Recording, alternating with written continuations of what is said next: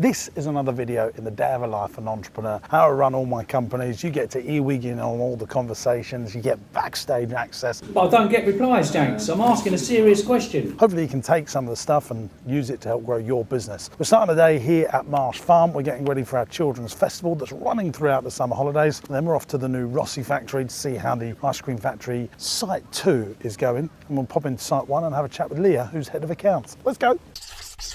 I think they stay with us, these, don't they? I think we should close them, get John to put a circle hole in here so they don't stay open like that, which get them on that because it looks really bloody horrible, doesn't it? Do you think we need to get some more sand for over there? This doesn't look very good.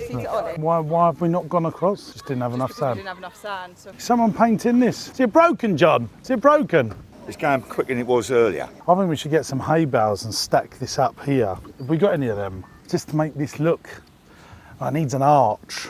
We need to make it look like... It needs like a front, doesn't it? And now we're off to Rossi to go and see the developments of the new factory. We've just bought this 12,000 square foot building, putting a big mezzanine in to give us I think nearly 5,000 square foot of space, which allows us to have storage, increase capacity on how we're going to produce ice cream. And here's the thing, right? Packaging. Bringing stuff from abroad right now is really challenging, really difficult. There's big delays because the opening up of the economies after the pandemic, the price of bringing stuff in has increased. So we're looking at different countries now, looking at India, Turkey, but all this lead time stuff is a problem. So we need to bring it in bulk and make sure we can store it, because if we haven't got the packaging, we can't sell the ice cream because no one's going to be getting their ice cream like that, are they? No. Right, again, here we are at Rossi new site. Sort out all the signage. This used to be a trampoline park, and we've done quite a good deal here. It's a lease option where I'm leasing it for 2 years with an option to purchase it, all agreed at the outset. It means that we can help ourselves to 6 months rent free, which just helps cash flow. But we're really ramping this business up, and I want to show you inside all the works that we're doing, and then we'll go to the second Rossi site where all the team are and where we're doing that. We're actually going to try and keep that as well, so we're going to have 2 factories. What I'm planning on doing is expanding our range and buying a bakery business so that we can sort of triple the size of the business. Hey mate, how's things? Yeah, it's going all right. So what I've done here is invested, I think it's 38 grand in this new mezzanine, and then underneath is going to be all the production of where we're going to make the ice cream. On top is a storage for pots, for Teddy-tastic, for our sand art business. I want to show you something that's really exciting here as well. Come have a look at this. This may not look much, gang, but this is a big sack of coffee that's come from Uganda, 100% Arabica, and this bad boy is the start of a brand new journey for Rossi, where you put the beans in there, does all the jiggery pokery, then this is a cooling tray.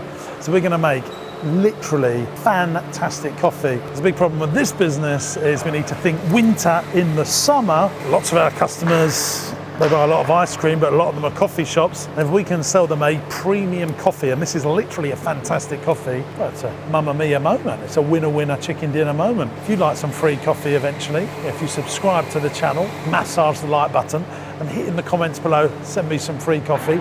I'll do that for you. There you go. So up here, this is all of our extra storage, and then we're going to build a showroom up here where we can let people taste that marvellous coffee, let people taste our marvellous ice cream and cakes and other stuff we make. It's going to be a really good space, a really good working environment. I'm also thinking here, we're going to build another studio in here. We'll build another studio in here so we can make more podcasts, more videos and more content. So that's a big part of what we do, isn't it? And then downstairs we're going to have a production kitchen as well where we can test and make new products, bring out new vegan products as well. Oh yeah, this is a business that's going places. What I love about it, we've only had it 14 weeks, look what we're doing. This is going to be the new Rossi offices. Aircon in here, it's going to be great. We'll do a bit of cash and carry as well. Things are going really well at Rossi. In fact, the sales have gone through the roof. Month 1, I think we did 50,000 in sales. 100-year-old ice cream company, we should be smashing that. So we started doing the marketing, getting more sales, and we went up to 80,000. And then in June, 3rd month of owning, £125,000 worth of sales. So hopefully we're now starting to make some money. So I'm just going to go and see Leah, who's the head of accounts for Rossi, to see, look, out of that £125,000, how much money have we made? Let's go and see her. Have we shorted anyone today? No comment. Don't tell me that. So lemon and strawberry. Lemon ice. Lemon ice 1 to 5, strawberry 1 to 5. So you've gone out with customers not getting what they want. How many? Half dozen? Oh, what is going on with this? I can't believe we're shorting customers. We're not shorting today, are we? Yeah, 6 customers are not getting strawberry. I've broken it now. 3.5 months of not doing it. And so £125,000 worth of sales. Well, kind of that really. 123,000, yeah. So that went back into stock. That went back into stock. But we would have had sales in for them, wouldn't we? Yeah, but that shouldn't really affect the P&L because we've sold the machines on, haven't we? So we would have had the invoices. Yeah. There's £3.5 grand of Sorry, depreciation. yeah, So I just think it's £125,000 worth of sales and £2,000 loss.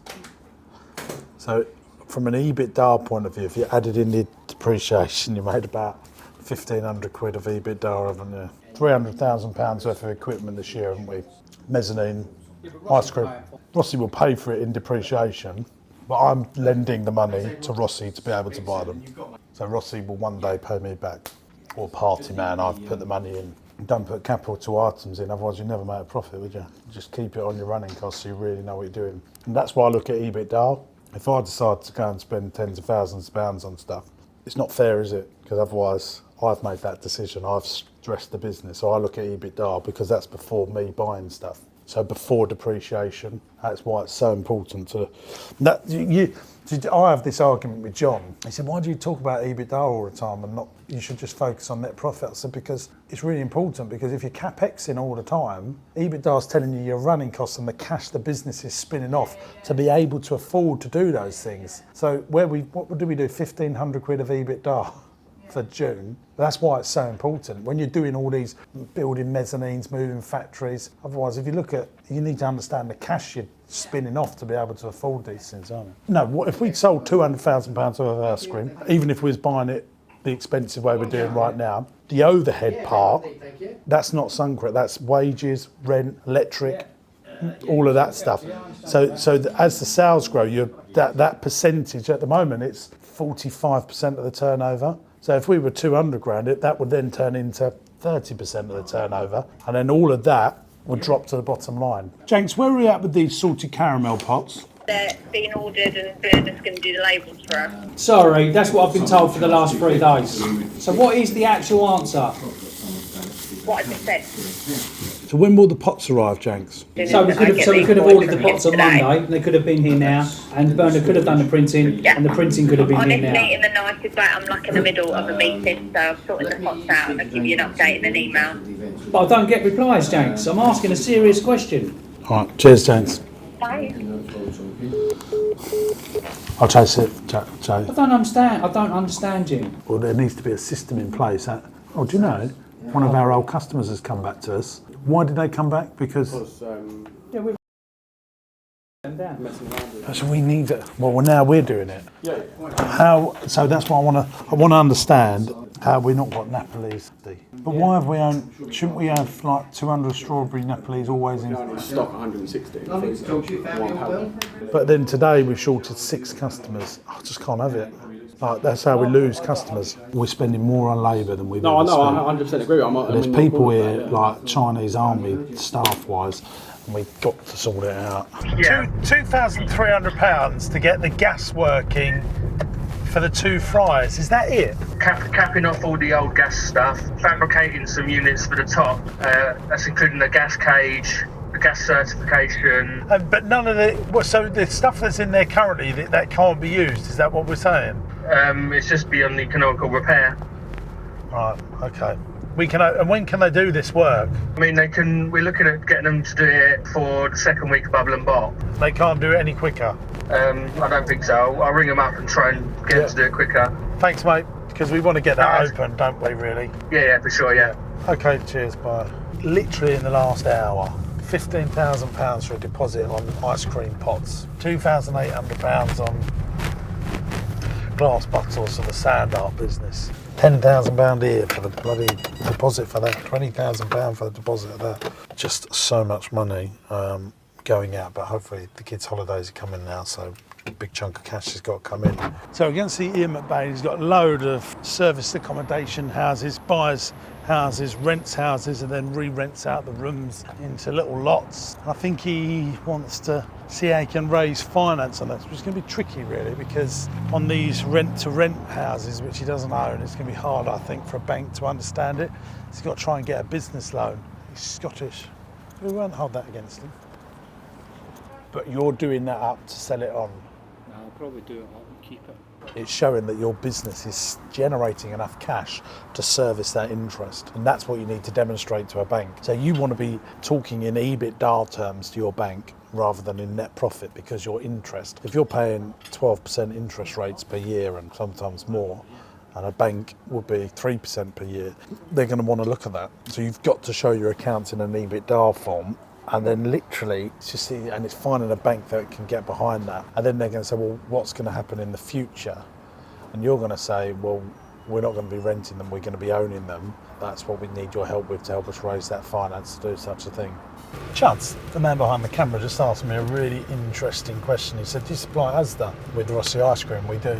Just having a little chat about it, and I thought I'd let you know this. I think Rossi, in time, will become the most profitable, biggest division of our whole company. And there's a couple of reasons why. There's a fundamental difference this business has over some, but not all of our businesses. The customer is leveraged. And what I mean by that is, we sign up a customer like Asda. As long as we supply them a good product, they keep on buying from us. Now look at Marsh Farm, for example. The customer comes to us, they have a good time. They might only come back once or twice a year. They'll come to the Christmas event, the Halloween event. But people that buy an ice cream as part of their regular shop, they can be putting it in the basket every week. So the amount that people are transacting with us and the regularity of the transactions make this business really, really interesting.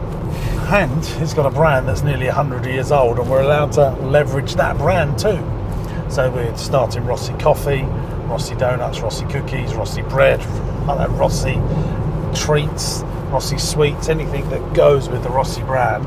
It's recession proof as well, because during recessions people treat themselves to sweet treats as a way of feeling good. It's cheaper than going on holiday and doing stuff like that. So for those reasons, and the margins are good, for those reasons, that's why I think it's going to be one of the most profitable parts of our business. Here's something I just want to tell you about Capital on Tap. They've sponsored this video. They're really lovely people, and they are a business credit card service where you can get 56 days worth of interest-free credit up to £100,000 with no personal credit card checks. And also you get 1% cashback or Avios points for all the spending that you do for your business. So if you're going to buy £10,000 worth of stuff for your business, put it through your Capital on Tap card, get 1% cashback or Avios points. There's a link in the video description of how you can get £100 worth of free cash when you sign up to Capital on Tap, or you can email my office info@jamessinclair.net and we'll make sure we send it on to them for super duper customer service. We use it in all of our businesses for our expenses. You can have up to 20 cards for all your staff, so use it as a fuel card. But rather than just using a fuel card and getting nothing, use your Capital on Tap card, get 1% cashback or Avios points. That's saving money,